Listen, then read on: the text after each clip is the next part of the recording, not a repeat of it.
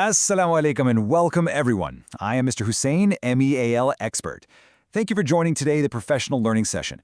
Today we're diving into a genuinely fascinating area of monitoring, evaluation, accountability, and learning, qualitative methods. We live in a world that is just obsessed with metrics and statistics. But while numbers are fantastic for showing us what is happening in our programs, they honestly fall short when we need to understand the human element. Qualitative evaluation is our rigorous, systematic way of uncovering the hows and whys behind those program outcomes. It's what allows us to step beyond the spreadsheets and see the whole picture. So, let's get right to it. Okay, let's dive into this roadmap we'll be following today. We'll start by moving beyond the numbers, then we'll get into designing your evaluation, collecting qualitative data, analyzing that evidence, ensuring rigor and quality, and finally, reporting for real impact. First up, Section 1, Beyond the Numbers, Why Qualitative? In a field that is so heavily dominated by quantitative data, why should we care about narratives? I want you to just think about this for a second. What can't the numbers tell us?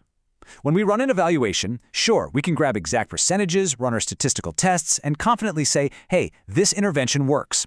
But numbers, they can't capture the subtle nuances of program drift, right? They really struggle to measure things like staff morale, executive decision-making, cross-cultural friction, or the deeply personal realities of the people we're actually trying to serve. And this brilliantly illustrates the core differences between the two paradigms. Quantitative methods give us that breadth. They're all about precise outcomes, exactitude, and sticking to a very fixed design. But qualitative methods, they give us depth. They zero in on the process, the rich narratives, the inner workings of a program. And they use an iterative design, which basically means the evaluation can adapt and pivot as you learn more on the round. This makes qualitative methods absolutely perfect for formative evaluations, where you're trying to tweak a program before a full rollout, and for process evaluations that look at how things are actually functioning day to day. Let's ground this in a real-world scenario. Imagine you're evaluating a jail diversion program for violent adolescent boys. The quantitative data comes back and says 67% of the boys in the anger management program improved compared to 42% in standard treatment. Great metric, right? It proves if the program works. But qualitative data gives us what that percentage cannot: vivid, detailed descriptions of how individual boys actually responded. Case studies tell us the human story behind the successes and the failures. They show us exactly how the instructors got the message across and why certain boys were able to overcome their personal crises. Moving on to Section 2, Designing your evaluation, the blueprint. Because qualitative research is so iterative, we swap out those rigid formulas for flexible yet highly systematic blueprints. And one of the very first things you have to design is your sampling strategy. Now, in quantitative research, we usually want these massive randomized samples. But in qualitative evaluation, we rely on something called purposeful sampling. This is a strategy where we intentionally sacrifice breadth for depth. We're strategically handpicking specific individuals, agencies, or cases simply because they're the absolute best sources to give us that rich, targeted information we need. We're not chasing statistical representation here, we are hunting for deep insight. So, here are the specific, purposeful sampling strategies you can actually deploy. First, if you're evaluating, say, a teen pregnancy prevention program, you might use deviant case sampling. This means tracking down the outliers, maybe a program graduate who still ended up having 3 children by age 21, just to deeply understand those unusual failures. Next, we have typical case sampling, which is exactly what it sounds like, figuring out the norm. Then there's snowball sampling. Let's say you're evaluating a respite program for Korean American caregivers who might be isolated or a bit suspicious of outsiders. You find one trusting person, they refer you to another in their network, and your sample literally snowballs. Maximum variation looks across wide programmatic differences to get broad representativeness. And finally, convenience sampling, just grabbing the cases you have on hand. Though, a quick warning, be super careful with that one, because it usually gives you the least rich information. That brings us to Section 3, Collecting Qualitative Data, into the field. Now that our blueprint is ready, it's time to head out into the field, where you, the MEAL practitioner, become the actual instrument of data collection. Gathering qualitative evidence basically leans on 3 main pillars. First up, on-site observation, where you're completely immersing yourself in the program's natural habitat and taking detailed field notes. Second is in-depth interviewing. This includes both the dynamic energy of focus groups and the confidentiality of one-on-one sessions. And third, document review. Digging through meeting minutes, memos, facility records, this gives us a non-reactive, behind-the-scenes look at the agency. And honestly, combining all three of these is what gives you the most powerful, holistic picture of a program.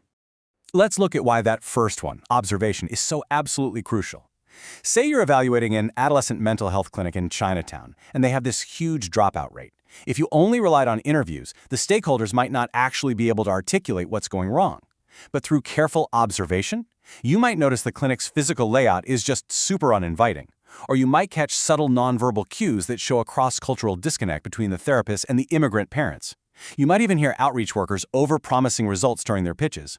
Observation captures all those hidden, unspoken issues that numbers and even direct interview questions completely miss. Which brings up a very practical question for any evaluator out there in the field. When do you actually stop collecting data? I mean, in a quantitative survey, you stop when all the questionnaires are handed in, right? But qualitative research doesn't have a built-in physical finish line. You could theoretically sit in that clinic observing things forever. The answer is a concept called saturation. You stop collecting data when your analyses start showing repetition and redundancy. It's that exact moment in the field when every new interview or observation is just echoing what you already know, rather than giving you fresh insights. That is your green light to pack up those field notes, thank your participants, and fully transition into the formal analysis phase. All right, moving right along to Section 4, Analyzing the Evidence, Finding Meaning.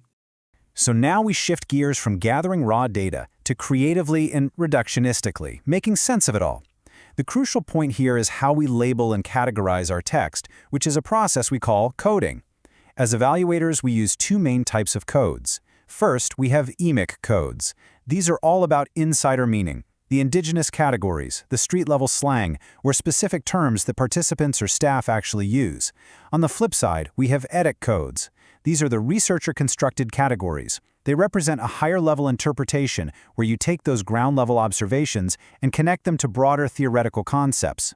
The magic of a truly great analysis is how it perfectly bridges that gap between the EMIC and the EDIC. Now, what's really interesting about this slide is how it transforms the messy reality of data reduction.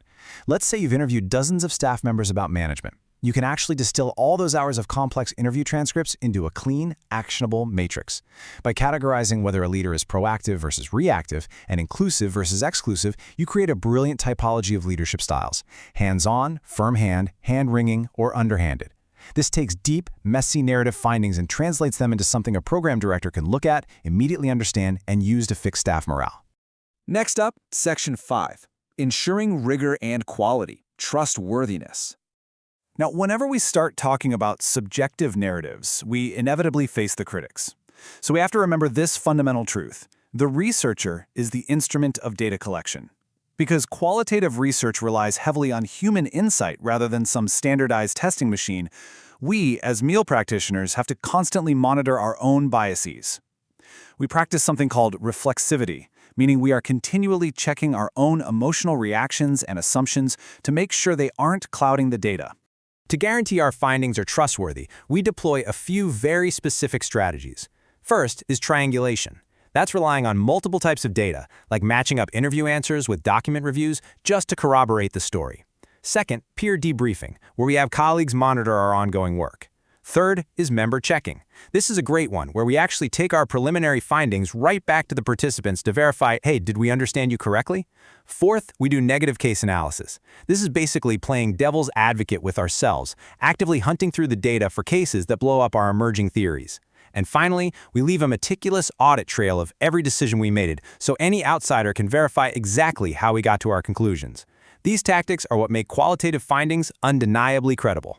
And finally, Section 6, Reporting for Real Impact, Sharing Findings. Look, doing incredible research means absolutely nothing if the report just collects dust on a shelf. But evaluators face a very unique challenge here. Qualitative reports are naturally long. They are packed with rich, complex human stories.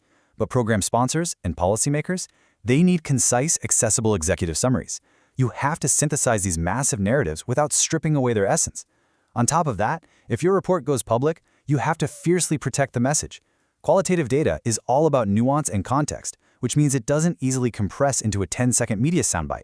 We have to be hyper-vigilant to ensure sensationalized excerpts aren't plucked out of context, which could completely distort the true reality of the evaluation. So what does this all mean? I want to leave you with this final provocative thought. How will qualitative insights transform your next project? By embracing these systematic, rich, and deeply humanizing methods, you can uncover the vital hows and whys that numbers alone will simply never reveal. Thank you very much for watching this explainer. I hope you found it informative and useful for your professional growth. I look forward to meeting you in another learning session. Until then, take care and keep learning. Allah Hafiz. If you found this explainer valuable, please like, share, and subscribe to the channel so you don't miss future professional explainers. Your support helps us continue creating high-quality educational content for everyone. Thank you for your support.